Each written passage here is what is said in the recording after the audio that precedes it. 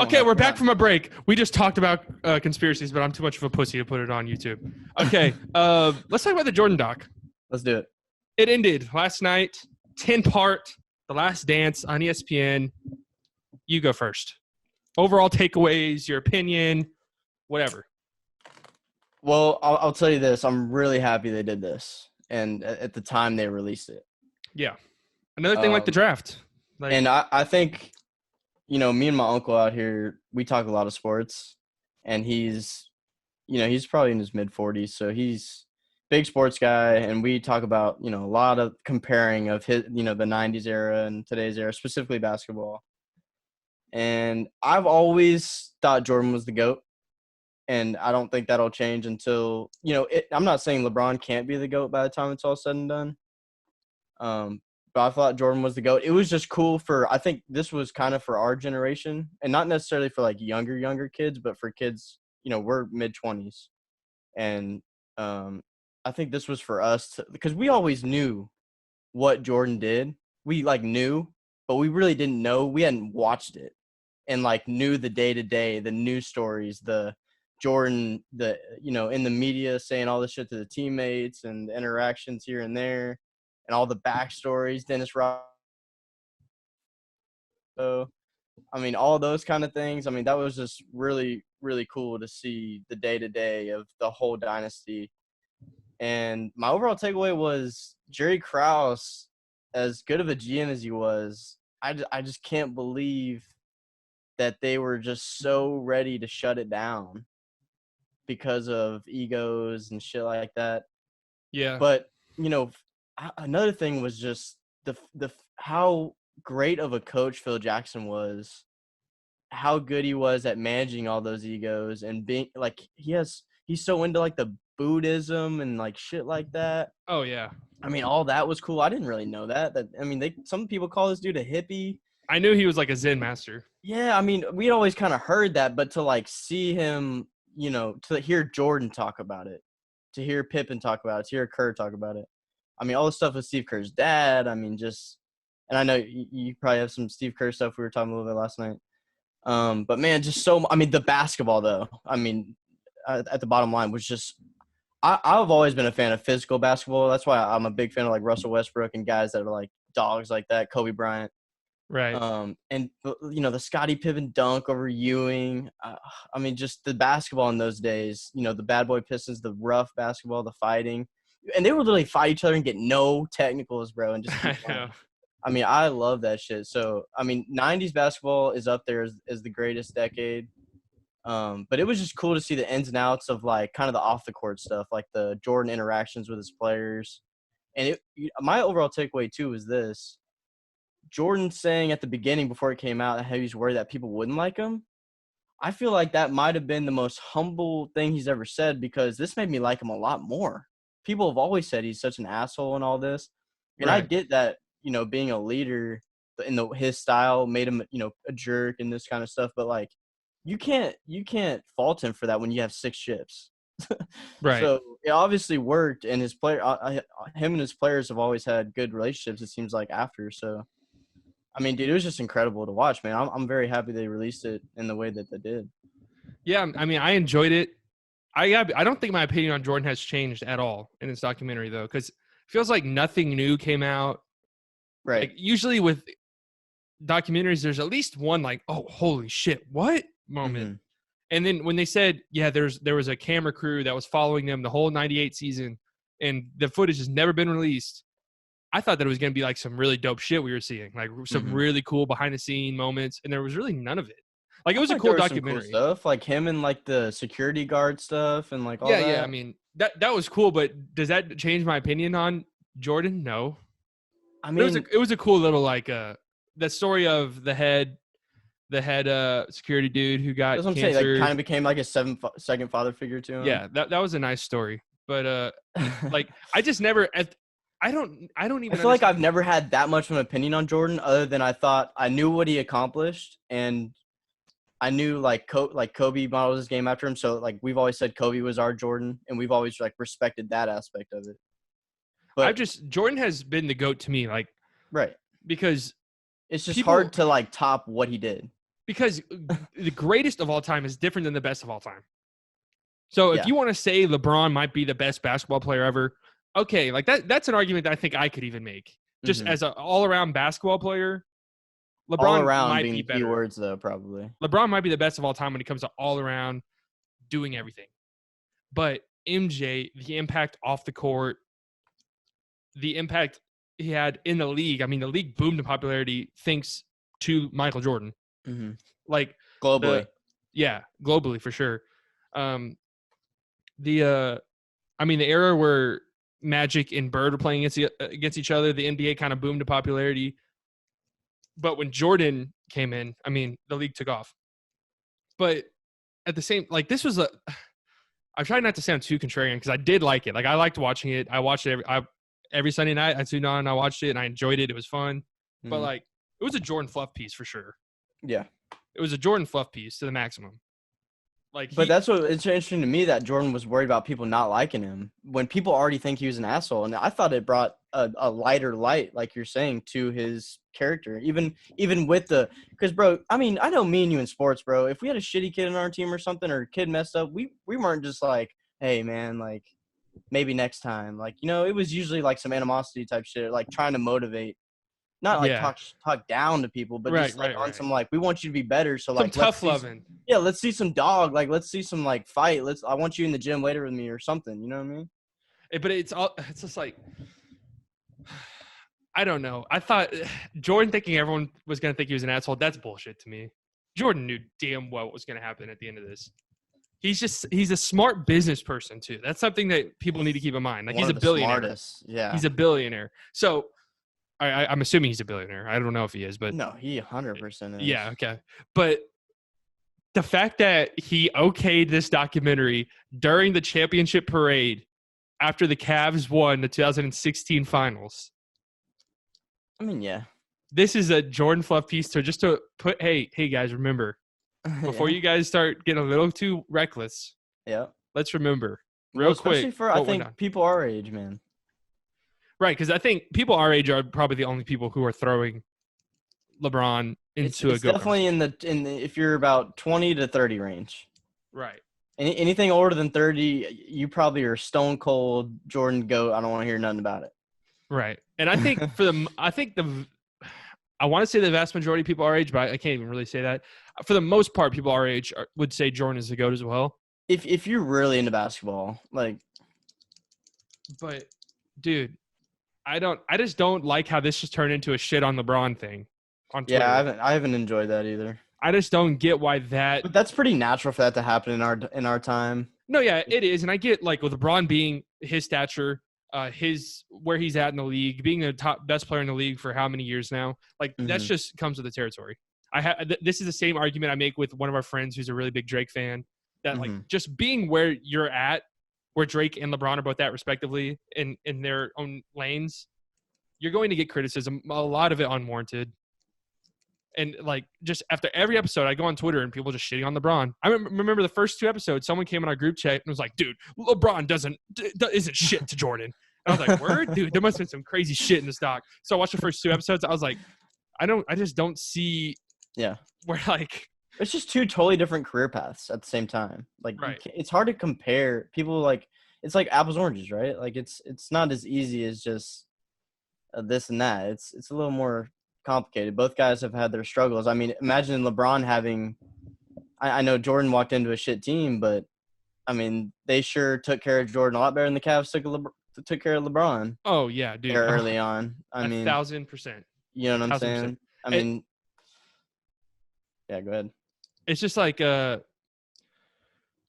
Jerry Krause got shit on, but he was a great GM. 100%. Put that team together perfectly. And even going back to, I kind of got, because at the end there, Reinsdorf was saying why they were thinking about breaking up the team. It made sense. Because they're like, yo, we just can't, like Dennis Rodman's getting older.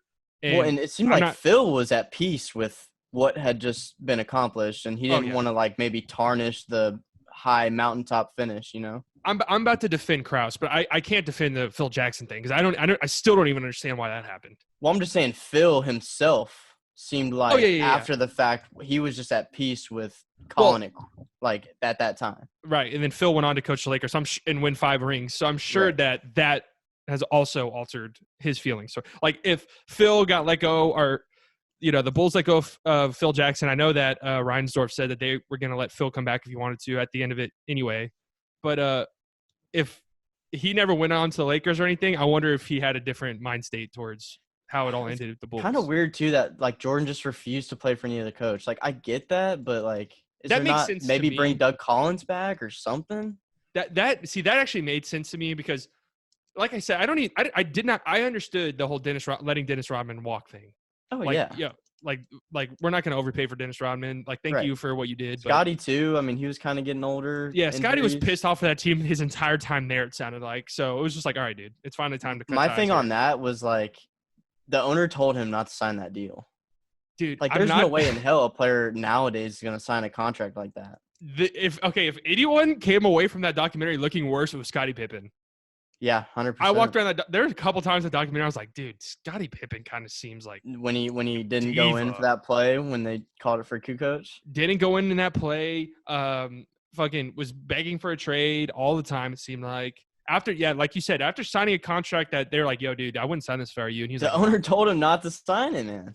And in like, I understand where young Scottie Pippen was there because even he explained it, how he just came up from nothing. So this long-term financial security. Yeah. It makes sense for young players. And that's how teams, trick people into I don't want to say trick because that sounds super malicious, but that's how there's teams. Just so much more money in sports now. Like there's no way you're getting a deal like that. Yeah, that is true. But like, I mean, you see it in baseball where they'll give like a guy like Ronald Acuna a long deal where like the last couple of years of his contract, he's going to be making way less than he would have if he had become a free agent, but it's a lot more security. When in football, things can change real quick. Right. Really went from the highest paid to 1 year, $5 million. It seems like baseball is really the only place where that happens. Well, it's about guaranteed money, right? Yeah, because football, those don't really happen. NBA, those definitely do not happen. Players are like, dude, I'm getting the shortest deal possible, and I'm getting fucking paid once again. Yep. It's about guaranteed money. That's what it's about. And then, the one thing that pissed me off about this documentary, I talked about this, and this isn't an original thought. I've seen a lot of people say this, but they kind of just glossed over Tony Kukoc. Like, he just wasn't even really a thing. And, like, I had heard of Tony Kukoc being one of the best European players of all time. I've heard people talk about him like that. And so for them when we got to see his basketball, when they would show glimpses, there's no doubt he might be like the godfather of European hoops, right? I mean, there are people who think that he is like a Hall of Fame, should be in the Hall of Fame. He looked like a 6'10" left-handed Doncic. And there were games. Yeah, I mean, he did. He was 6'10", played like a point forward, but could shoot it. Very, very much ahead of his time. It seemed nice shot, yeah. Even though he didn't, even though I don't think he was that great of a 3-point shooter, but still, like, he's a pretty good shooter though. And then, like a guy you could build around. But I saw somebody tweet, and that whole thing did not make any sense to me when they were just shitting on Krause because he was over in Europe and he was watching Kukoc. He's like, yo, this dude is the truth. I want him on the team. And but from their perspective, especially Scotty, I'm sure he was a big, salty about it. Okay, but if I'm Krause, I'm saying, hey, Scotty, did I force you to sign that contract? I don't know what you're up in arms and out for me. Like, I get you want to get paid more, but this is, hey, you're not. Yeah. You want to, like, it goes both ways. Like, you can't be like, it was all about the team. And then when Krause is over there in Europe saying, yo, this Tony Kukoc dude is going to be like the future of the franchise after MJ retires. You can't be like, no, fuck you. Yeah. Like, that whole thing didn't make sense to me. They barely talked about Kukoc, even though Kukoc saved their ass many a times. I think in that, there was one of the games. No, they showed like his whole clips of buzzer beaters that one season. Yeah, dude, it seems like they only had Kukoc in there to shit on him, and they were like talking about how much they hated his ass at the beginning. Every time they interviewed him, he's like, "Yeah, I mean, I was just trying to play basketball." Yeah, bro, literally every time, and his story sounded sad too. He's like, "Yeah, I was just in a war-torn country, and I came over, and everyone hated my guts." All right, thanks, Tony. Like that was literally it. And then, like, I get why they talked about Kerr so much because he's like the most outside of MJ, Pippen, and Rodman, he's like the most relevant player from those Bullets teams now because he's a coach. Yep. But come on, did Kerr need like 2 episodes on him? Did wouldn't he? say it was all on him, but like I think Jordan probably had a liking to him. I mean, yeah, one of those just solid team guys that you could count on. And then he just had he had some good stories, man. He's a good storyteller, and he had some good, some shit happen in his life, and I thought the Steve Kerr stuff was deep, and it was a good part of the story. I didn't think it was too much, or got me. Even you loved the part after the championship where he was saying that Jordan couldn't handle it, he had to bail him out again. Oh yeah, I mean Kerr's always been a funny dude. Right. But like, I still just, in the context of this documentary though, it just didn't sit right with me.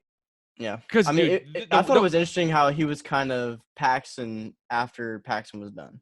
Right, and okay, I want to read this quote because this pertains to what I've been saying. He said this. Steve Kerr himself said this on the Low podcast a month ago. He said, "Even today, I'm almost embarrassed. I see the graphics for The Last Dance, these promos, and they have Michael, Dennis, Scott. They have Michael, Dennis, Scotty, Phil, and me. I understand it. The reason I'm on there is because I'm the one who's famous because I'm the coach of the Warriors, and so people recognize me. And maybe people wouldn't recognize Tony Kukoc or Luke Longley or Ron Hopper, or maybe their faces wouldn't mean much to the young generation because this was 22 years ago. So, I mean, Kerr obviously didn't have a say in his role in the documentary. So I'm not shitting on Steve Kerr. No, yeah, that makes sense though. But yes, like even Steve Kerr was like, dude, because I remember the first episode when I clicked on ESPN, I saw Steve Kerr there. I was like, what? Why but yeah, Kerr bro, they had a lot of good players roll through that. BJ Armstrong kid looked like he was pretty good. Yeah, I mean, Ron Harper was definitely a good player. Yeah, Horace Grant.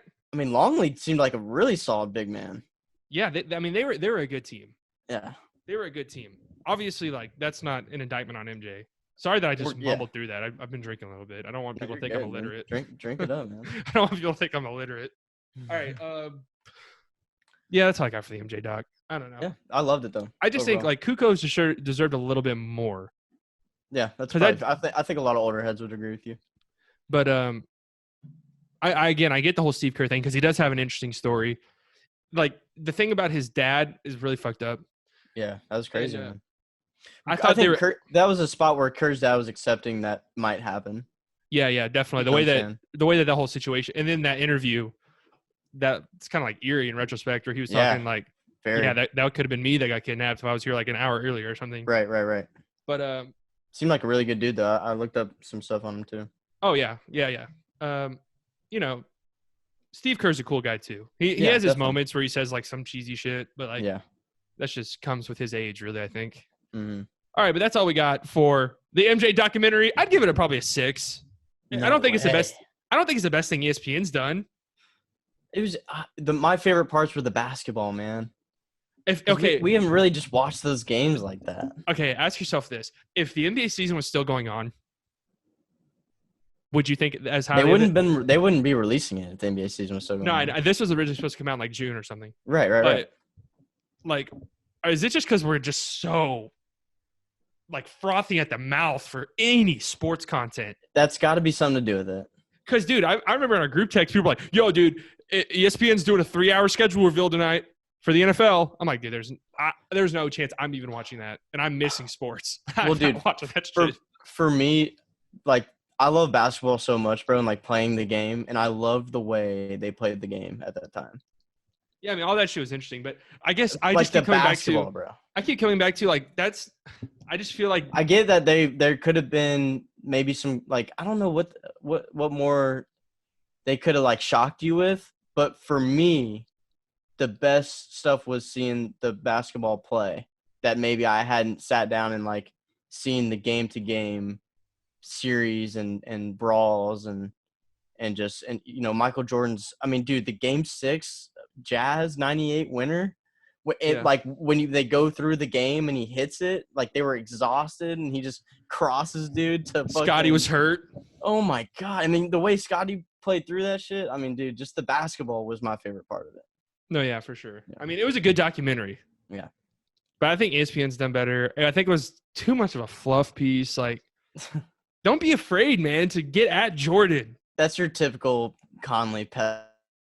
Well, I mean, it's just like because there have been some like such good documentaries, and typically 100%. like documentors, documentarians, whatever the fuck they're called. Typically, they'll get at your ass, Yeah. And they'll ask the hard hitting questions. I don't think that was really a thing. I think they lobbed him some softballs about his gambling. You know, I get it though. When you're dealing with somebody who is as big as MJ, and Disney's involved and ESPN is involved, obviously, you know, nothing super damn is going to come out. I think they highlighted a lot of the damaging. The media was on his ass that whole time. I know. I did like those were actually my favorite parts of the series. Honestly, was the sort of behind the scenes view of like MJ's day-to-day life and how it was just impossible for him to do anything. As soon as he comes out of the hotel room, just a million motherfuckers. Yeah, and even how that had like an impact on the rest of his teammates because they had that after Dennis Rodman went to the WWE and they snuck him out of the gym the next day and the media was chasing after him like 300 of them. Or when Rodman drank the Miller Lite and hopped on the motorcycle. Dude, Dennis Rodman is hilarious. Dude, Dennis Rodman is so far ahead of his time. It's unbelievable how far ahead of his time Dennis Rodman was. Maybe not in terms of like a basketball player because I don't know how valuable he would be in today's NBA, to be completely honest. But just his character and his because I don't give a fuck. I'm expressing myself to the fullest capacity. You love that once he hit the court though, it was just defense and rebounding. Like it wasn't drama on the court with him. Yeah, Dennis Rodman has always been overhated. Always. Yeah. Like he's definitely a kooky guy for sure. Right. But like, I mean, dude, a lot of people are. Yep. All right, that's what we got for the MJ doc.